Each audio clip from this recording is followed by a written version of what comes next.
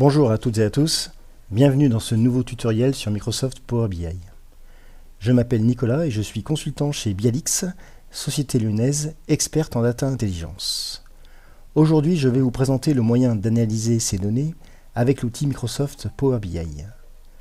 Vous avez la possibilité de réaliser en parallèle les mêmes manipulations que moi en téléchargeant le jeu de données dont le lien figure sous la vidéo.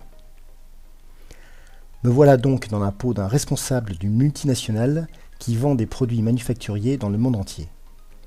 Mon directeur financier vient de me transmettre un fichier Excel qui contient toutes les ventes sur les 4 dernières années. Regardons dans l'onglet Données à quoi ressemble ce fichier Excel que je viens d'importer dans Power BI. Il s'apparente à une base de données relationnelle qui contient 3 tables. La table des ventes regroupe toutes les transactions commerciales qui portent sur des produits commandés par des clients à travers les pays de toute l'Europe. Ainsi, chaque ligne correspond à l'achat d'un produit appartenant à une nomenclature avec un montant des ventes, une quantité vendue, une remise appliquée, un profit généré et un objectif. La table des retours intègre des commandes retournées par des clients pour des problèmes de qualité.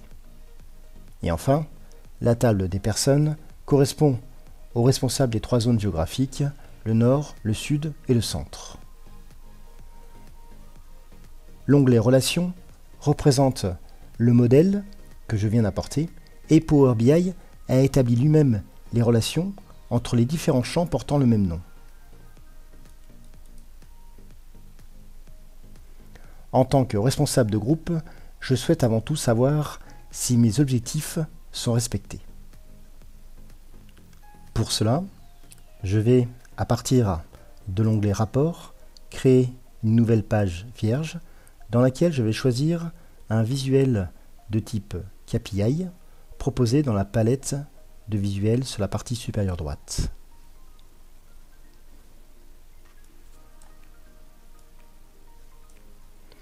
Power BI génère automatiquement pour chaque date une hiérarchie qui me permet d'exploiter directement l'année que je vais faire glisser en axe principal. J'ajoute le montant des ventes que je fais glisser dans mesure et l'objectif que je fais glisser dans individual target.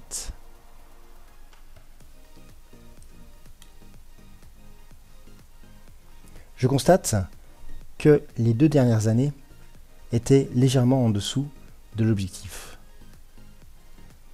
Pour l'exercice en cours, je suis au-dessus de l'objectif annuel. C'est une bonne nouvelle.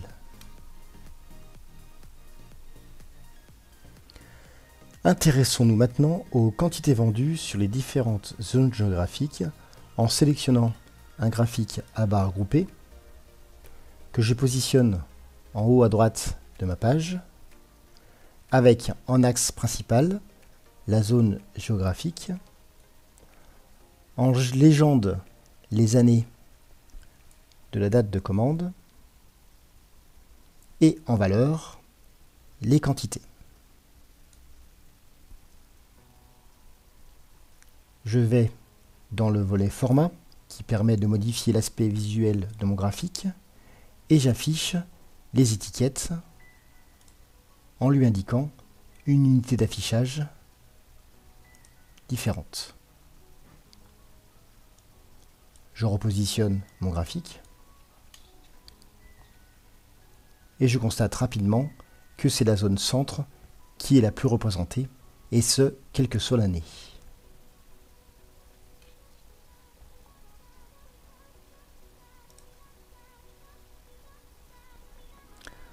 Voyons maintenant ce qu'il en est de la répartition des quantités vendues par segment de vente. Le visuel de type secteur me semble le plus adapté.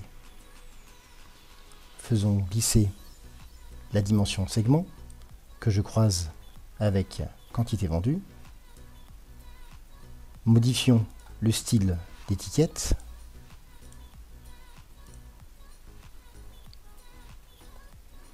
J'observe en un seul coup d'œil que plus de la moitié de mes ventes sont destinées au grand public.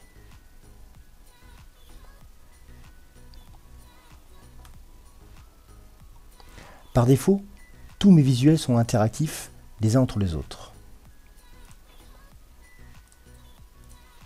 Si je sélectionne l'année 2018, Power BI applique ce filtre à tous les autres éléments. Cela me permet d'analyser mes chiffres sur chaque segment en particulier. Je souhaite maintenant analyser l'évolution de mon chiffre d'affaires sur les 4 dernières années avec les variations mensuelles. Le graphique en courbe me permettra d'avoir une vision globale du montant des ventes mois par mois pour toutes les années de date de commande. Faisons glisser année de date de commande dans légende, mois de date de commande en axe principal, puis montant des ventes dans valeur. J'obtiens ainsi une courbe différente pour chaque année. Je constate un net décrochage pour le mois de juillet, et ce, quelle que soit l'année. Voyons ce que Power BI propose comme explication dans le menu contextuel intitulé « Expliquer la baisse ».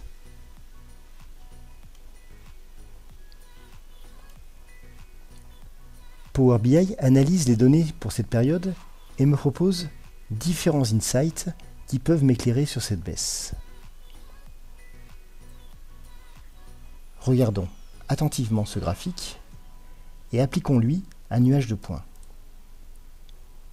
Cela me permet de voir que c'est le segment entreprise qui affecte le plus ma baisse. C'est logique.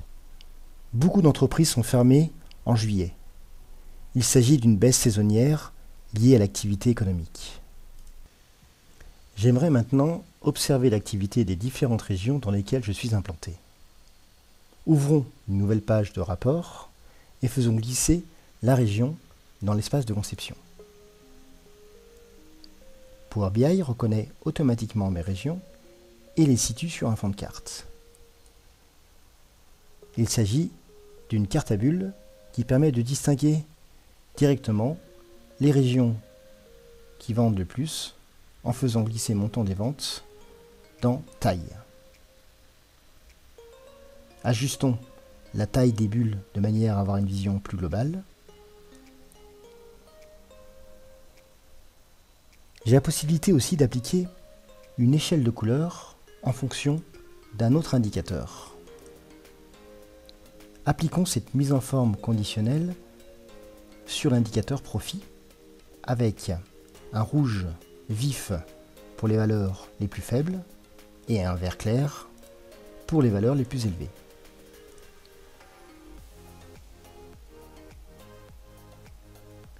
Chaque bulle me donne ainsi visuellement deux informations, la taille pour le montant des ventes et la couleur pour l'importance du profit.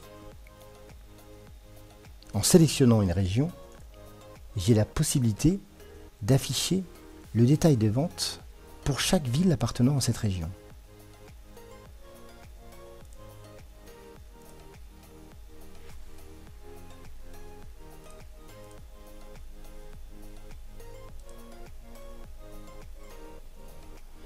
Je peux même effectuer un classement sur les 10 meilleures régions en termes de montant des ventes, de la manière suivante.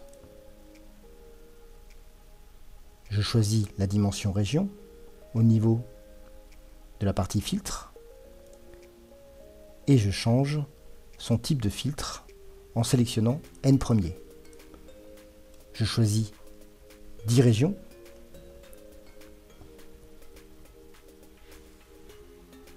qui vont s'afficher en fonction du montant des ventes.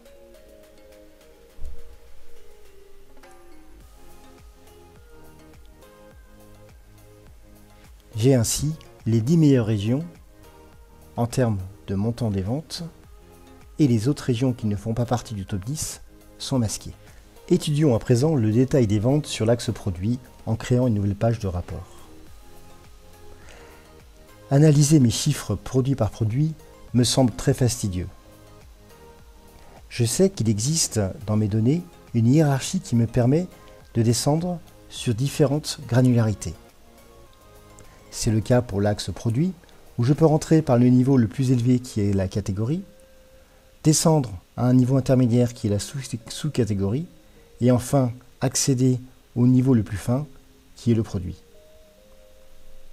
Je vais retranscrire cette hiérarchie dans Power BI en superposant les dimensions concernées. Power BI me crée automatiquement une hiérarchie que je vais pouvoir compléter avec d'autres dimensions. Je peux ainsi exploiter cette hiérarchie à travers un visuel de type graphique à barres groupées dans lequel je vais combiner le montant des ventes associé au profit.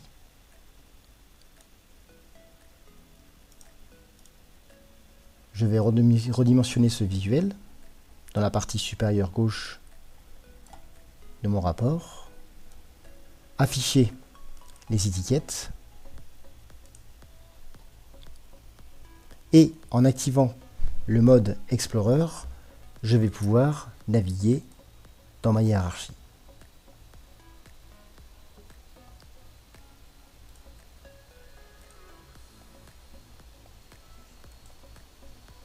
En explorant la catégorie immobilier, j'observe un déficit sur la sous-catégorie lampe.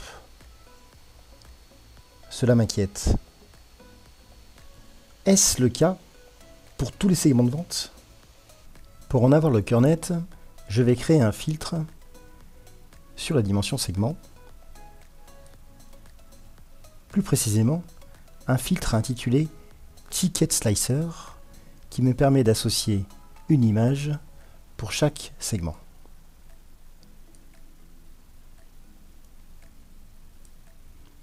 Si je clique sur Entreprise ou Entreprise individuelle ou encore Grand public, je constate toujours ce problème de rentabilité au niveau de mes lampes.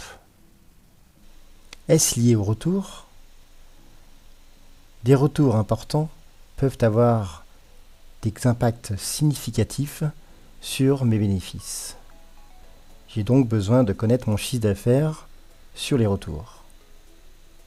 Pour cela, Power BI propose d'accéder à un menu intitulé Nouvelle mesure rapide qui permet de faire appel à des calculs avancés.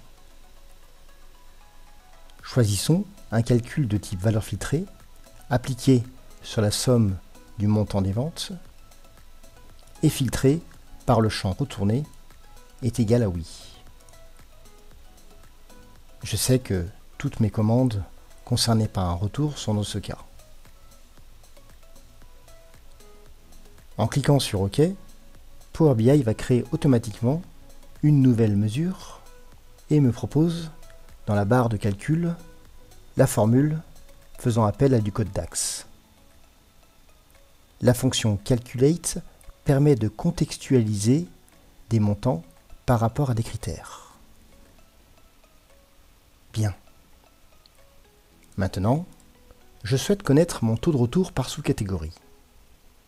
Je vais pouvoir aller dans Modélisation et créer une nouvelle mesure dont la définition va être le montant des ventes précédemment calculé correspondant au chiffre d'affaires pour les retours, divisé par mon chiffre d'affaires correspondant à la somme des montants des ventes présents dans ma table des ventes.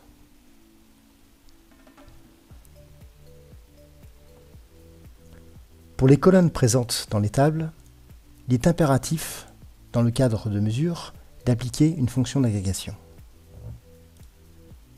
Renommons ma mesure taux de retour et appliquons-lui maintenant un format de restitution de type pourcentage.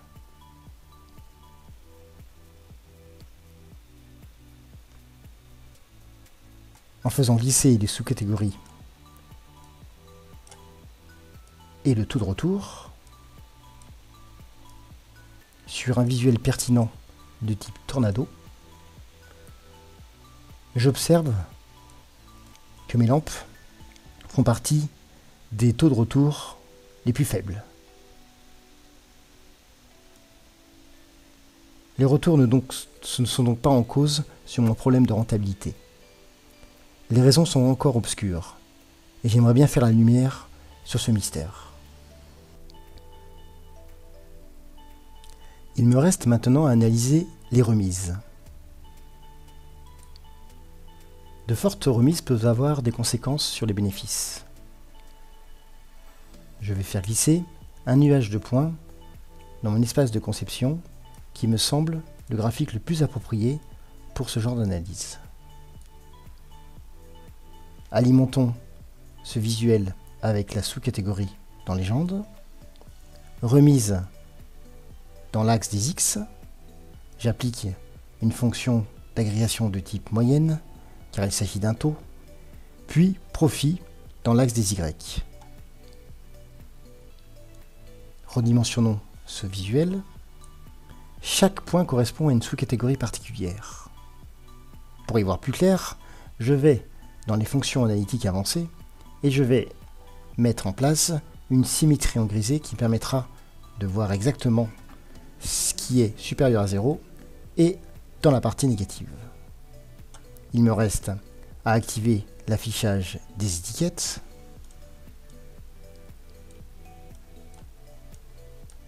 Et je constate que mes lampes sont dans la partie inférieure droite.